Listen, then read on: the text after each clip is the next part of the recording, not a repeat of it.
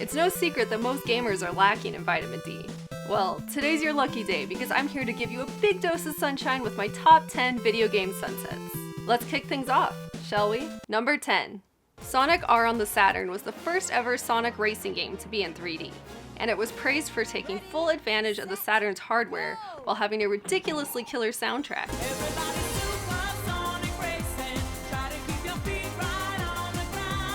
Now if that doesn't get you pumped, then I don't know what will. Although the game suffered from notoriously bad controls, it needed to be included on this list because, come on, look at that sunset. Also, I think we could all use a bit more Sega Saturn in our lives. Number 9. Teenage Mutant Ninja Turtles: The Hyperstone Heist was the first Turtles game released on the Genesis. Similar to its SNES counterpart, Turtles in Time, it's full of classic side-scrolling beat-em-up action. Although it's fun to play by yourself, I do recommend playing co-op for the best experience. The intro hits you right in the face with one of the most eye-catching, colorful sunsets in retro gaming, along with other things, and before you know it, you're off to take back the Hyperstone from Shredder. Number 8. Quackshot starring Donald Duck is one of the many beloved Disney games released on the Sega Genesis in the early 90s. If someone isn't talking about Castle of Illusion or World of Illusion, chances are they are talking about Quackshot. It's a side-scrolling platformer featuring a plunger-wielding Donald going on an Indiana Jones-style adventure.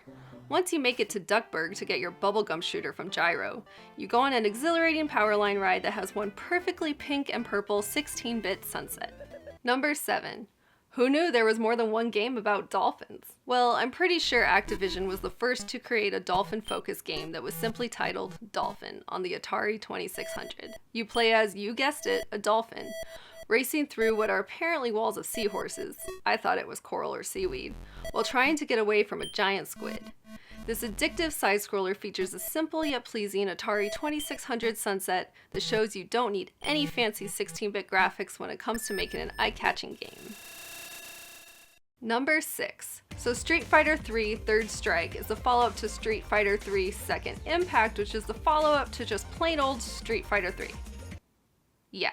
So it was released on PlayStation 2 and Xbox, but I'll be focusing on the Dreamcast version for this video.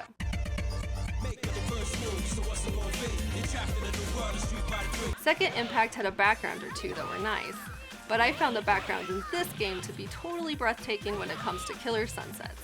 There's nothing like watching Ryu kick ass in the warm glow of morning. Okay, so I guess that's technically a sunrise? Whatever. Number 5. Where do I even begin? I know Yoshis Island has been covered extensively on my channel when it comes to gameplay, but I could not leave this game off my list. Despite the popularity of Donkey Kong Country and its pre-rendered graphics, Miyamoto went against the grain and insisted it have its iconic hand-drawn style. This was the first game that I played as a kid that got me completely obsessed with video games.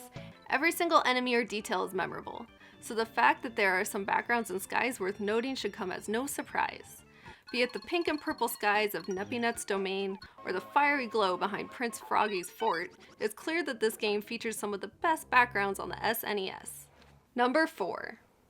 The Ninja Gaiden games are known for being some of the best and some of the hardest games on the NES.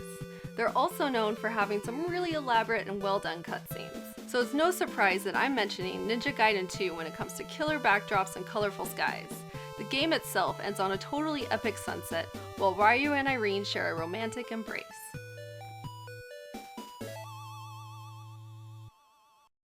Number 3.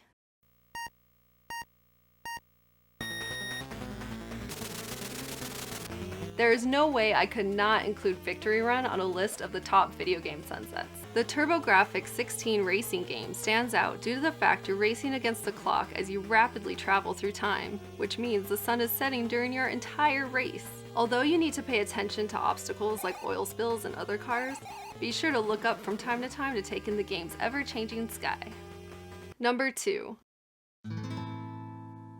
Konami's Sunset Riders is one of my favorite arcade games of all time, and it totally lives up to its name and delivers some awesome sunsets.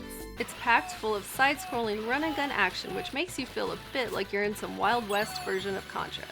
It was also released on the SNES and Genesis, but personally, all I need in my life is the classic arcade version.